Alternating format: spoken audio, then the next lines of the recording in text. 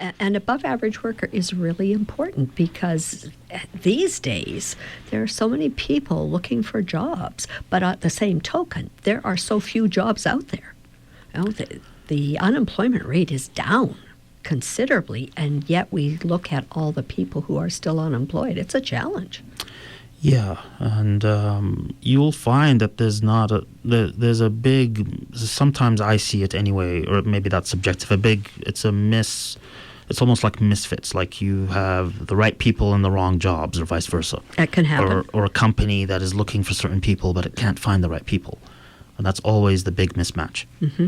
Always. No question about that. So we're going to take a break here, and when we come back, we're going to talk to Ali Cadili, who is the medical director at Body Sculpting Regina. And we're going to talk to him in terms of, what are some of the biggest successes that you've noticed in the time that you've been in business here. So that's what we're going to talk about when we come back. And in the meantime, folks, just be conscious. There are so many ways to listen to CJTR. I know we generally listen on the radio, 91.3, right? But there is also a CJTR app for the iOS and for Androids. There's the online CJTR.ca. And then there's the TuneIn Radio and the Radio Player Canada app. And there's the SaskTel Max, that's on channel 806. And then there's Access Communications on channel 700. So there's all kinds of ways to be able to hear the stories that you are hearing this morning. So get involved. Now, if you're not a member of CJTR, do think about become a member, take a tour of our studio, come to a workshop, even apply for a show. I know I've gotten several people having their own shows here because you want to listen to various individuals here in our city who are making a difference. So all you have to do, contact us at CJTR.ca or call 306-525-7274. And you can even advertise right here. And all you have to do is, again, call 525-7274 if you are interested in advertising, because it is affordable here and we have dedicated listeners. So we're now back to talking to Ali Cadili. And Ali, what's the biggest success that you've found? Well, this is going to sound very basic and not exciting and anticlimactic. Okay, that's all right. Yeah. I think the biggest success is honestly just surviving.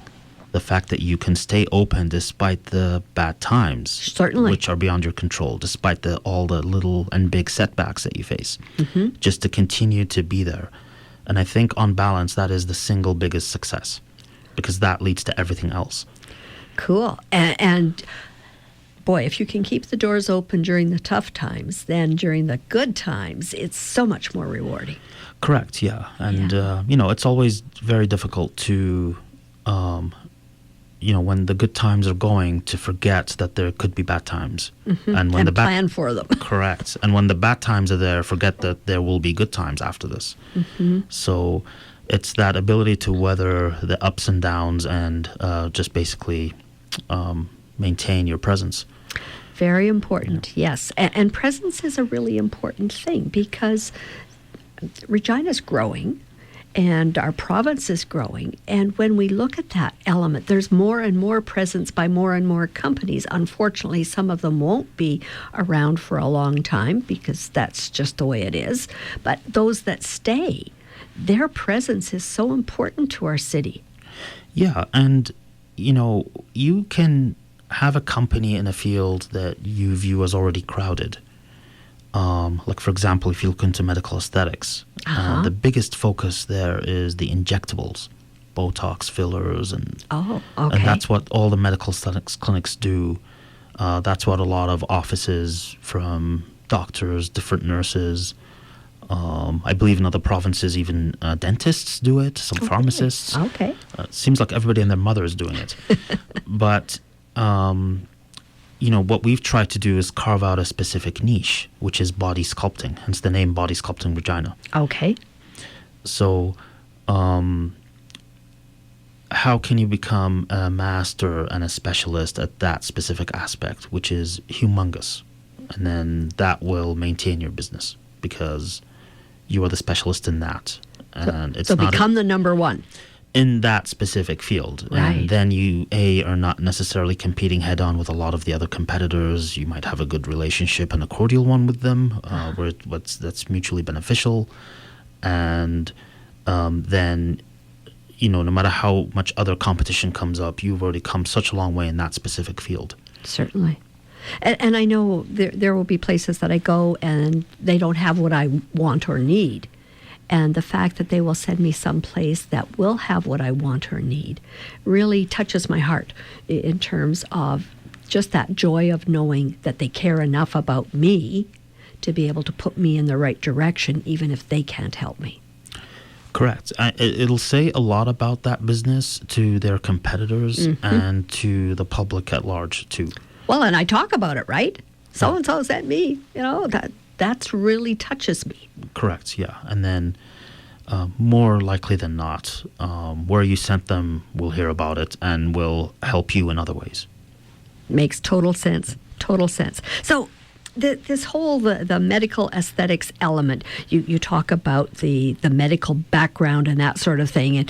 And as we were chatting before we got on air here, you were saying, yeah, maybe medical people and some of the other fields as well aren't really geared to how to run a business. Well, they're, for example, I spent, I think, more than 16 years in school/training after I graduated from high school. So you're in school for that long. The only work environment you've known is pretty much hospitals and clinics. And then things run a certain way there. In our country, it's a public system. So there's not, the market/private interest sensibilities that come with that necessarily. It's a good point. There isn't, right, because it is a public system. Now, in the States, it's very different. Yes, so you could work in some hospitals in the States where you're very conscious of management/business issues in general, and it's become a very valuable trend now where doctors get MBAs, and they get into high admin positions in places there. It's coming to Canada too. It's lagging a little bit, but it's a big thing because the business has become intertwined with the ability to deliver healthcare. You have to have a positive balance flow sheet. Yeah. Makes total sense. So what's the biggest issue that you're experiencing as a leader in business? So I would say at this, it changes from time to time according to what you choose to focus on. Sure. But at the current time, I'd say just human resources, managing human resources, putting the right people in the right place, getting the right people for the right place, instilling the appropriate culture to deliver the goals that you want. It's a fine balance to try to do that while giving people the appropriate leeway also and being able to do what they want. It makes total sense. So that we can't run a business generally without people. We're not all robots yet. But that element about the human aspect, yes, absolutely critical for us. McDonald's is trying to do that. True, you're right. Yeah, the robot. Yeah. You just self-order, pick it up, and go. Yes, that's very true from that perspective. And yet it's human hands that cook it.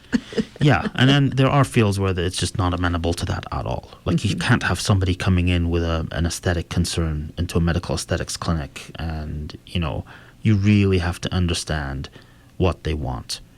And because you have certain tools at your disposal and they don't apply to everything equally. So somebody wants a specific outcome will be a success for them, and for the other person it's a different outcome. Very true. Yeah, losing a different amount of fat in a different area, looking in a different way. So you have to understand what they want because that's what you want to achieve.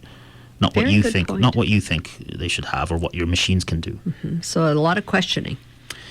Yeah, you have to understand the client, develop a relationship with them. It's, a two-way street. And then because, in this specific business, a large part of it is relying on the clients coming back.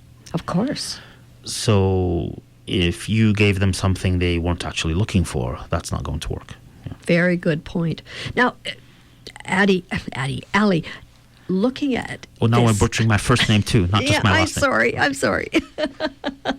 But we're looking at this, and I'm sure people will have questions, possibly about business, possibly about cool sculpting or hot sculpting. How can they get a hold of you to ask questions? Well, I think the best way is they can reach our website, bodysculptingregina.ca, and then there's all our contact information. They can get a hold of us.